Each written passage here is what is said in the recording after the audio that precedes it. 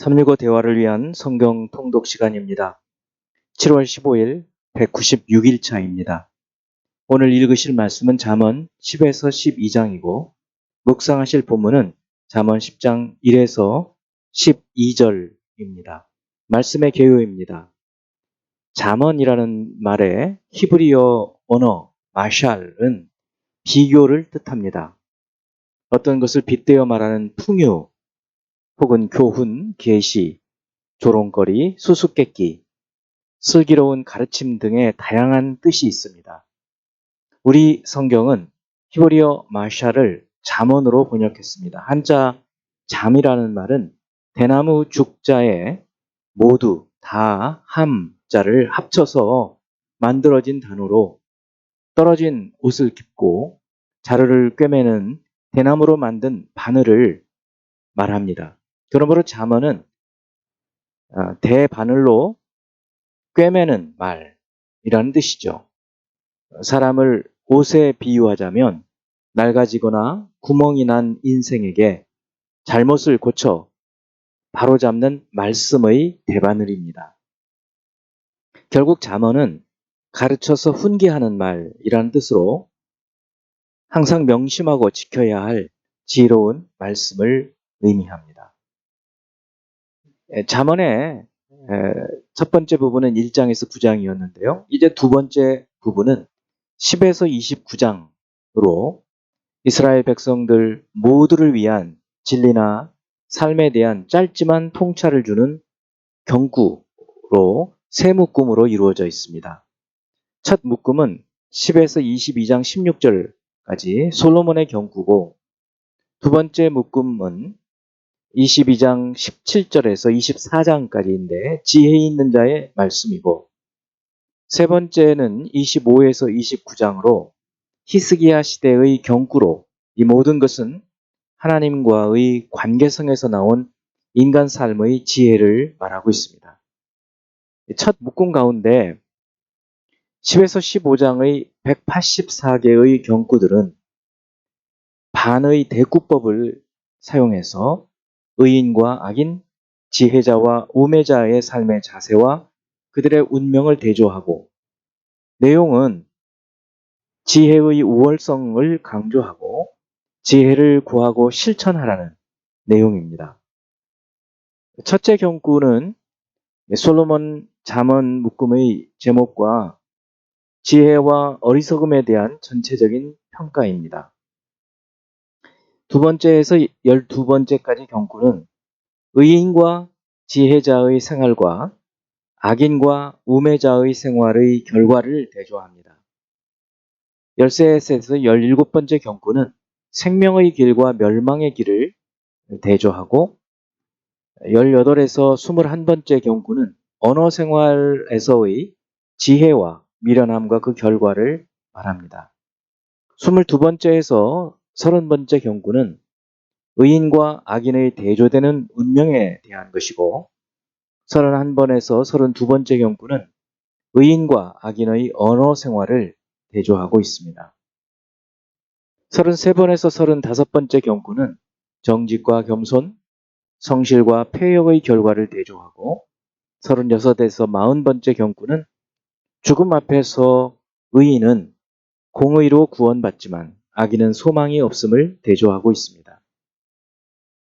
41번째에서 47번째 경구는 의인과 악인이 이웃에게 주는 상반된 영향을 대조하고 48에서 49번째 경구는 덕을 베풀고 근면하고 인자한 자와 잔인한 자의 결과를 대조하고 50에서 55번째 경구는 악인과 의인의 삶의 열매를 대조하고 56에서 63번째 경구는 구제하고 자비를 베푸는 사람이 받는 복을 제시하고 있습니다.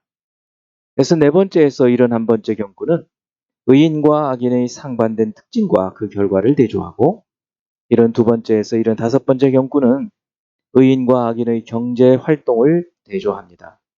76번째에서 88번째 경구는 의인과 악인의 언어 생활과 그 결과를 대조하고 89번째에서 91번째 경구는 의인과 악인이 걷는 상반된 길과 그 결과를 대조하고 있습니다. 이제 예수 그리스도를 닮아가고자 하는 우리의 목표를 향한 여행을 위해서 질문하고 대답하는 시간을 갖습니다. 첫 번째, 잠언 10장 5절. 여름에 거두는 자는 지혜로운 아들이나 추수 때에 자는 자는 부끄러움을 끼치는 아들이니라. 이 여름에 그리고 또 추수하는 때가 의미하는 것은 무엇일까요? 이 가나안 땅 팔레스틴에서는 포도 같은 여름 과일 추수는 4월에서 6월 사이에, 또 보리 추수는 3월에서 5월 사이에 했고, 무화과와 같은 과일의 추수는 무화과 같은 추수는 9월에서 10월 사이에 했습니다. 이 추수 때를 놓치지 않고 일하는 것이 지혜인 것처럼 모든 일의 때를 분별해서 행하는 것이 지혜라는 것을 보여주고 있는 것이죠. 때를 분별하는 것입니다. 두 번째, 잠언 10장 6, 7절. 의인의 머리에는 복이 임하나 악인의 입은 독을 머금었느니라. 의인을 기념할 때에는 칭찬하거니와 악인의 이름은 썩게 되느니라. 머리는 신체의 가장 중요한 부분으로 몸 전체 혹은 삶의 전 영역을 대표합니다.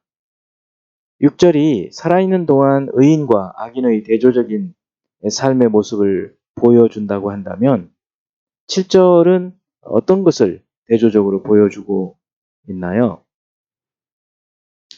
6절에서 의인과 악인이 살아있는 동안 이 현세에서의 삶을 대조하고 있다고 한다면 7절은 사후에 사람들이 그들을 기념할 때 존경의 대상이 되느냐, 혐오의 대상이 되느냐, 그것을 대조하고 있다고 볼 수 있겠습니다.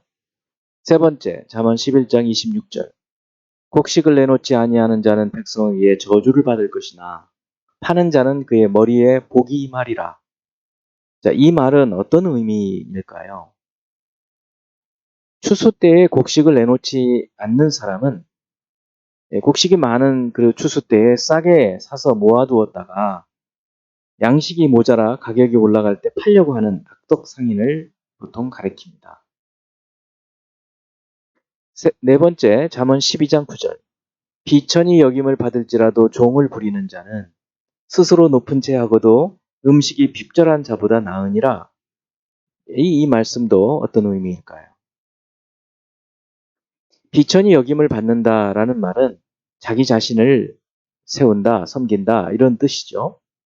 자존심을 세우고 스스로 높은 채 하는 걸 말하죠. 자존심을 세우고 먹을 음식도 없는 사람과 달리 자기의 필요를 위해서 다른 사람들로부터 멸시를 비천히 여김을 받아도 실속 있게 자기 자신을 세워가는, 일하는 그런 삶을 살아야 한다는 것을 보여주고 있습니다. 다섯 번째, 잠언 12장 23절. 슬기로운 자는 지식을 감추어도 미련한 자의 마음은 미련한 것을 전파하느니라. 이것은 어떤 의미일까요? 내용은 대충 짐작이 가죠. 슬기로운 자는, 지혜 있는 사람은 자기가 아는 것을 다 떠버리지 않습니다. 함구하고 입 다물고 있어야 할 것과 드러내야 할 것을 분별해서 말한다는 거죠. 이런 것이 지혜입니다. 그렇지만 미련한 사람은 잘 알지도 못하는데 많은 말을 하다가 아주 교만하게 다른 사람 말은 듣지도 않고 그러다가 결국 자신의 무지 그리고 허물 이런 것들을 드러낸다는 것을 의미하겠습니다. 이제 한 구절의 말씀을 묵상하여 교훈으로 삼고 기도하는 시간을 갖습니다. 잠언 12장 23절. 슬기로운 자는 지식을 감추어도 미련한 자의 마음은 미련한 것을 전파하느니라.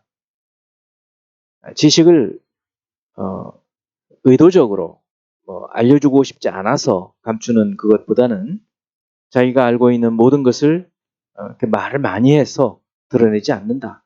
어떻게 보면 겸손한 사람인 것이죠.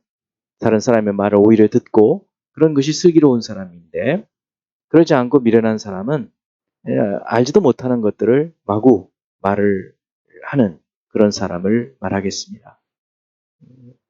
지혜로운 저희들의 삶이 되어야겠습니다. 기도하겠습니다.